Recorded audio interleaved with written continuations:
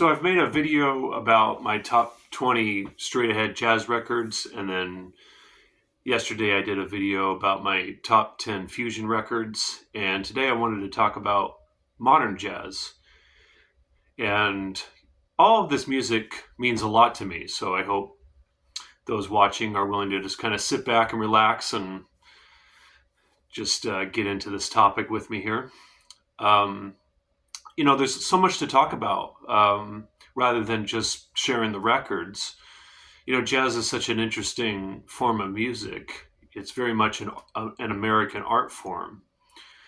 And it's beautiful and wonderful. And as we know, it's not particularly appreciated in America. It's appreciated elsewhere more, like in Europe. And from what I'm told, in Japan, a lot of jazz musicians do pretty well in those places. Like, for instance, Scott Henderson, the fusion guitarist, says he won't tour the United States. He'll only tour in Europe and I think in Asia because he loses money when he tours in America. But anyway, so it's a very deep art form, and it gets into this whole thing of, well, what is jazz? And I think it's a lot of things. I think it's Bill Evans said jazz isn't a what, it's a how. How you play the music. Because he said if it's a what, then it's stagnant. And jazz is not that. That's not the spirit of jazz. But I think it's all of it. I think it's a what, I think it's a how. And my favorite jazz musicians, or kind of my favorite musicians in general, have one foot in the past, one foot in the present, and one foot in the future. They have looked at, studied, and have played some of the history. They understand where the music has been, and they're trying to create in the moment with this idea of pushing things into the future. And yeah, so these musicians I'm going to talk about here definitely have had that spirit and that sort of mindset, consciously or unconsciously. Probably most of these consciously. But yeah, I think the guitar is particularly important in the evolution of jazz because it was such an iconic symbol of the culture. The famous performance that the Beatles had on the Ed Sullivan Show, that was a really monumental shift in the zeitgeist. And these guitar players, most of them anyways, like for instance Pat Metheny, John Scofield, Bill Frisell, these guitar players, they saw that performance, and with Pat, he immediately wanted to learn the guitar because of that. And as he says, millions of others wanted to learn the guitar because of that performance.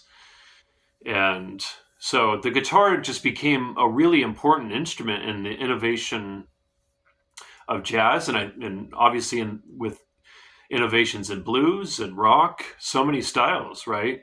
And so all of but one of these records is guitar led. And there are certainly other modern jazz recordings that aren't led by guitar players, but these are the ones that have meant a lot to me and I've really been drawn to. I mean, in my top 20 straight ahead jazz records, there's just a little bit of guitar, and I think the only guitarist that was on any of those records was Wes Montgomery. And so out of the 20, there was only 3 with guitar, I'm pretty sure. So it's not that I only focus on guitar. In fact, I don't even listen to, or I very rarely listen to guitar records now, just because I find when I do that, even if I just listen to them a little bit, I start playing like them and I can kind of hear them in my playing. And for people like myself and Pat Metheny and so many others, that's a problem because it gets in the way of our own voice.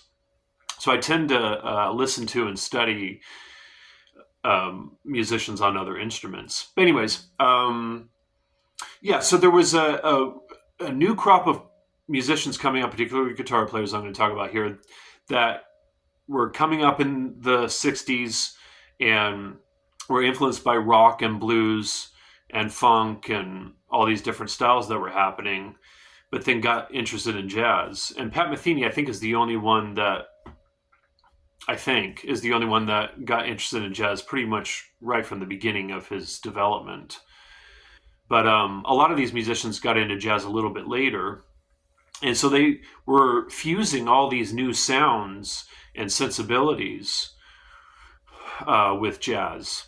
And so there's only so much we can say about what is jazz. It really, like with all music, it really just comes down to listening to it. The answers as far as what it is in the music. So we can only talk in elementary terms when it comes to talking about music. So when I say modern jazz, it's really kind of hard to pin down exactly what I mean by that. But I think all these musicians have studied the history to some degree, have learned how to play it to some degree, and have pushed things forward in all sorts of different unique and interesting ways. And this first record I'm going to start with is incongruent with my other two videos, because I've kind of gone in order as far as how this music has unfolded over time. But this record, I think, is really important in the evolution of jazz, modern jazz, guitar playing. And I love this record. I used to listen to it over and over and over, and then I've had to get away from it because I was getting too influenced by it. But so this is the oldest one in this bunch, and like I said, it's a little incongruent, but I had to include this record. So just bear with me on this one, and then I'm going to get into 90s and 2000 recordings. But it's Pat Metheny's Bright Size Life. So the way they play on it, each individual musician, Pat Metheny, Jaco Pastorius, Bob Moses on drums, each of them on their respective instruments were playing in new, interesting, innovative ways.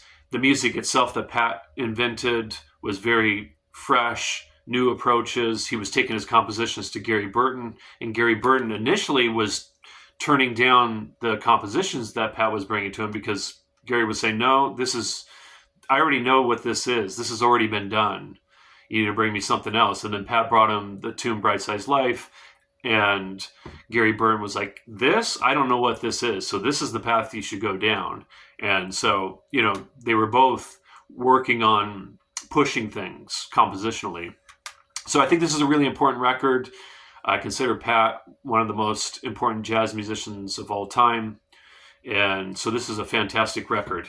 All right. So then, actually, you know what? I don't think I have any records from the 90s in here, actually. Because there's just so many records to choose from.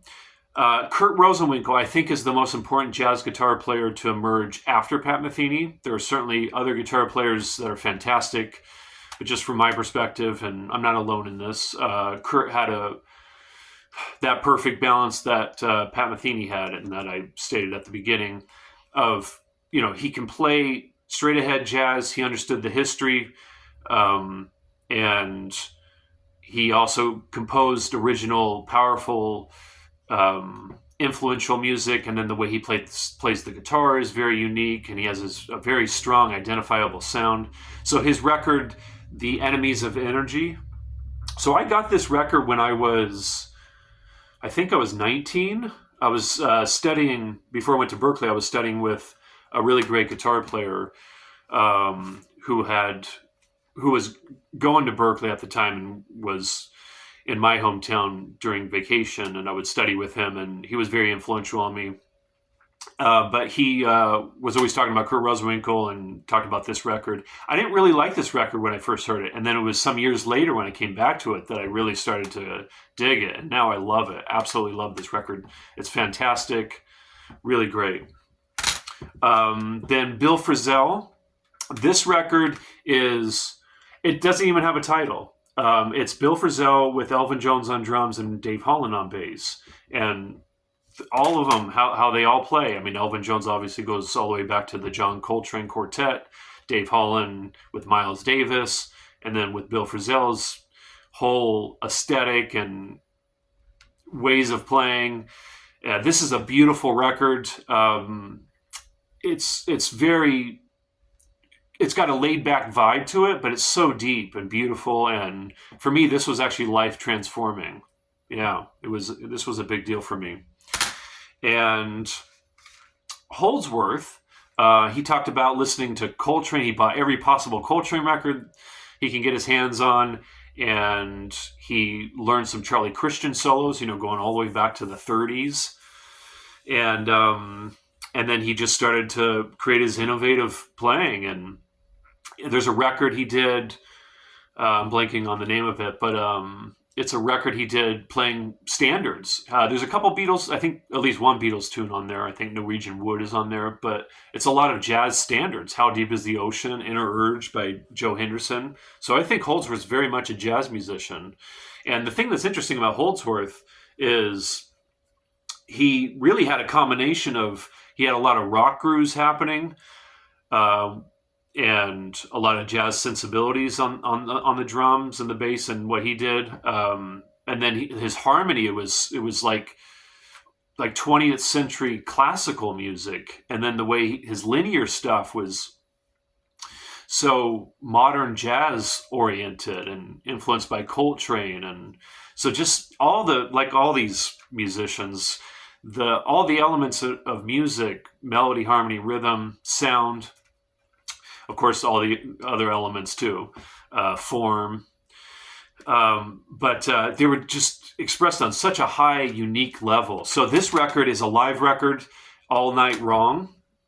It's just burning. It's just so burning. Really great. Yeah.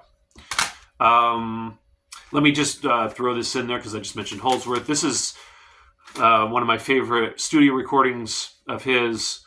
The Wardenclyffe Tower record, really cool, and influenced by Nikola Tesla.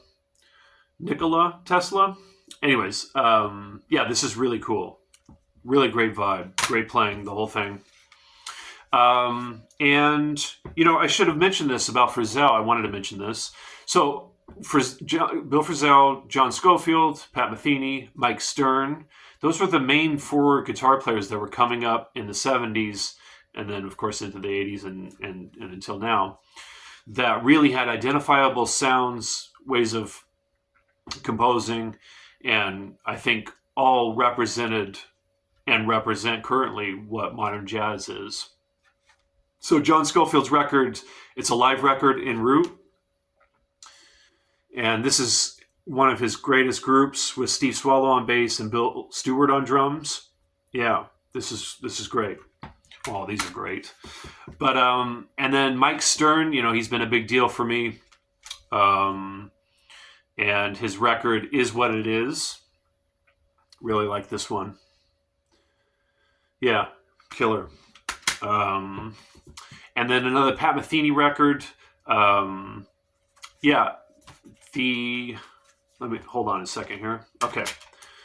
I think this is called Imaginary Days. It doesn't have a title. That's what I was looking for.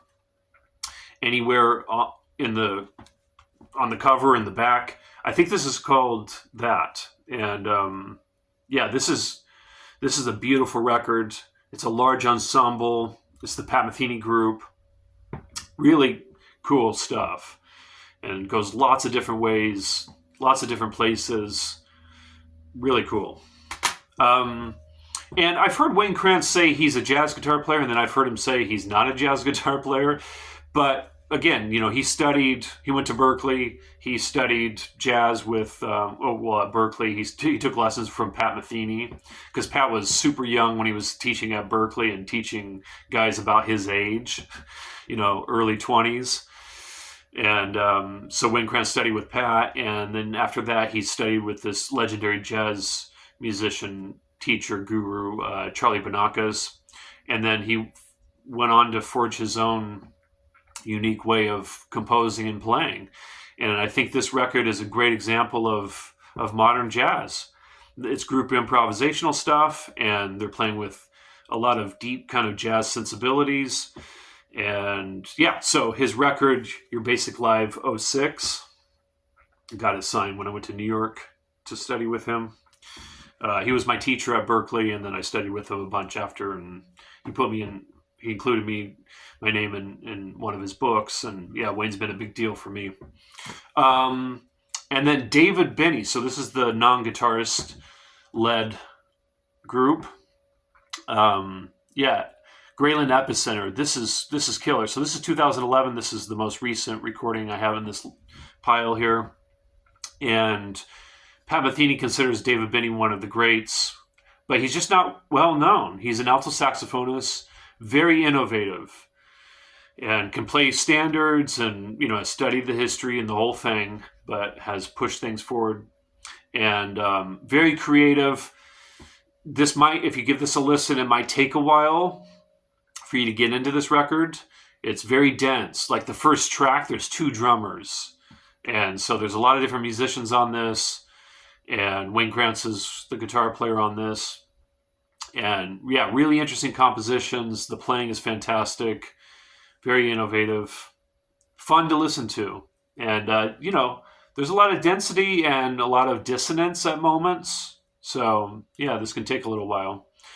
Yeah, so there's my selection of modern jazz recordings. And of course, there's plenty of other modern jazz musicians that are not included in here, but these are just the ones that have resonated with me and that I've listened to a bunch. And yeah, I thought I would just share that. And if you're interested, yeah, I do have a video on the channel here, top 20 straight ahead jazz recordings, which goes to about 1968. And then yesterday I covered the 70s. And then these are, except for that one Pat Metheny record, stuff from the 2000s. So I don't have anything from the 80s or 90s. There is some music within those decades that I like, but if I made this video about 20 modern jazz recordings, this is going to go way longer than it probably should. Anyways, thanks for listening. Hope you enjoyed. Thanks.